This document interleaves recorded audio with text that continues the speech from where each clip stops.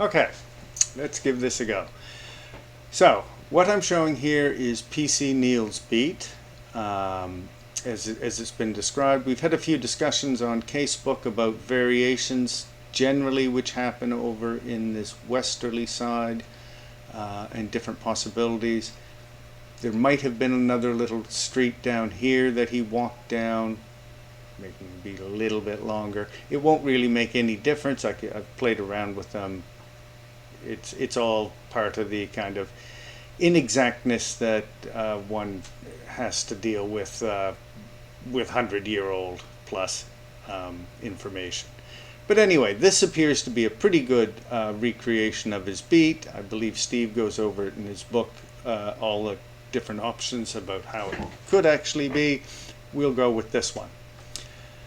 So what we're going to have is starting this recreation at 3:15, which is when PC Neil says he had last patrolled through BucksRow, around the area where the crime was. And he eventually he takes about half an hour to finish that, so I've set this beat to require him 30 minutes to patrol, setting his patrol speed at around 2.6 miles per hour, I believe. Everybody else I've got walking at 3.2 miles per hour, or if they say they're running, it's at 6.1 miles per hour. And those are scaled based to the distances they walk to be in scale with this map. So, without any further ado, we shall just run through this and sort of see where all the different characters appear to be roughly at different times. As a curiosity, I've got Polly walking from where she was last seen, west of this location, and entering up through to here to come to the crime scene.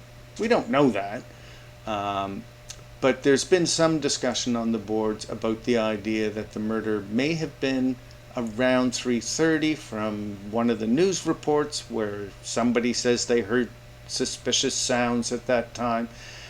And I just wanted to see, well, if she gets there and is murdered around 3:30 and she was last seen down here, is that even plausible, right? Obviously there's more than enough time between her previous sighting and when she's eventually found murdered that she could have come from any direction you want to pick. So and she may even have already been there, as some people have argued. I'm not saying this is what happened. I just wanted to see if this one idea was even plausible based upon everything else we know. Okay? So take that with a little grain of salt. I'm also going to, I also had to play with two different escape routes that her killer could have taken. One heading down out through here, this is the dramatic one, and a simple one where he just runs this way. I haven't shown him running possibly around and along Winthorpe or, doing other ideas, simply because these were two that seemed to cover, if he can do both of these, he can probably do just about anything. I doubt he could have gone this way, but who knows? I didn't try that. I'm digressing. Alright, let's just have a go. We'll start with PC Neil at 3:15, watch him patrol his beat, and I'll try and keep up with the video to point out sort of times, which you will be able to see in this upper corner, and the appearance of different individuals from the testimony. So, here we go. Here comes PC Neil. He's now walking along his beat. It's just after 3:15, heading down Winthorpe. And very soon we'll see Polly Nichols, presumably in the accompaniment of her killer in this scenario that I was testing out. Again, that's not here she comes, not presented as fact, just as a curiosity. So she would, and as we could see, they could easily have gone up here without being noticed by PC Neil. There's no reason to pay attention to people that far down the street. This is the time when the murder is occurring, right around 3:30, back at 3:29. She is now and JTR then flees, and if he comes down this way, he actually would have missed PC Neal and could actually have walked behind him. That's for drama. Oh, here comes Cross Lechmere. He's left his area of Doveton Street. He's taking the shortest possible route to get to BucksRow.